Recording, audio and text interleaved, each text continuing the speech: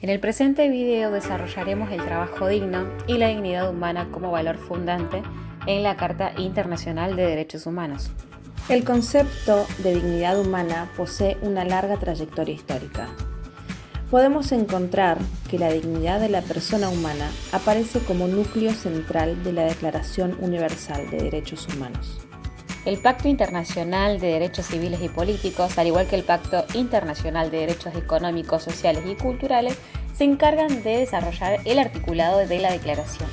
Así es como de esta manera plasman en obligaciones jurídicas los derechos que figuran en ella, a la vez que establecen órganos para vigilar el cumplimiento de los Estados parte. El Pacto Internacional de Derechos Civiles y Políticos parte de la base que genera la Declaración Universal de Derechos Humanos.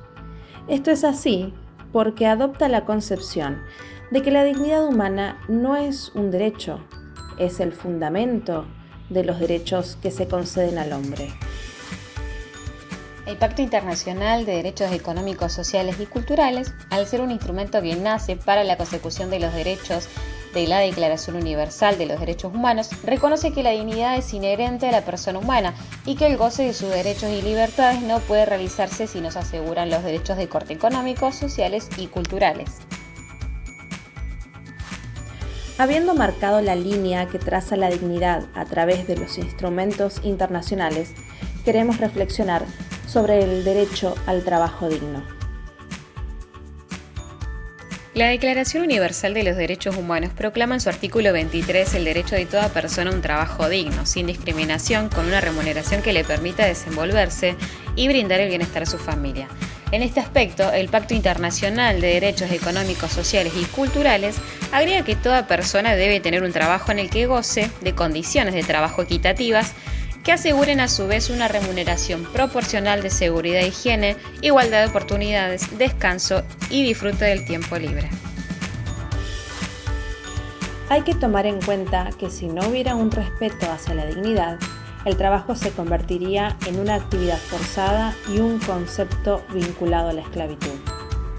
Un claro ejemplo de esto es el artículo 8 del Pacto Internacional de Derechos Civiles y Políticos, que a la vez que prohíbe el sometimiento a la esclavitud, a la servidumbre y al trabajo forzoso, aclara que no serán tomados como trabajos forzosos las actividades que se aplican a los condenados como parte del castigo a ciertos delitos.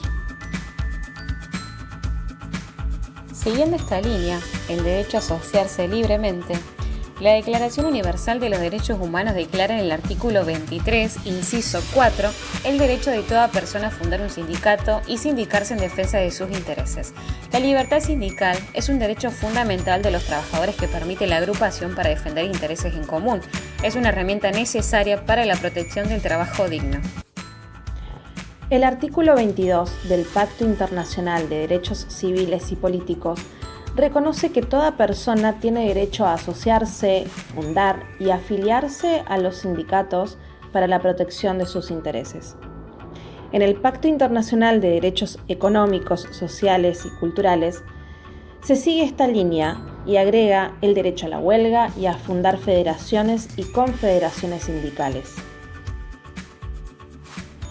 El criterio de la clase obrera es que no haya analfabetismo, que todos puedan trabajar y tener su salario para atender las necesidades de su familia, que todos tengan una vivienda, que todos puedan acceder a la universidad, un nivel de vida digno, decente, que haga el respeto de la personalidad humana.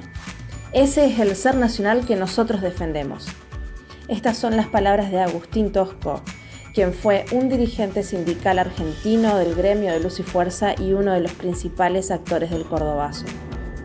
Vemos con claridad la lucha contra la discriminación en el cuerpo de todos los instrumentos que venimos presentando, y en el tema que nos compete no podemos dejar pasar la lucha de las mujeres por la igualdad, sobre todo en el plano laboral. Si bien se remarca los estados parte de la igualdad entre hombres y mujeres, que debe aplicarse en todo ámbito, los pactos internacionales no ahorran espacio al reflejar en sus artículos que las mujeres, al igual que los hombres, se les debe garantizar el libre goce de los derechos civiles, políticos, económicos, sociales y culturales que se enuncian en los mismos.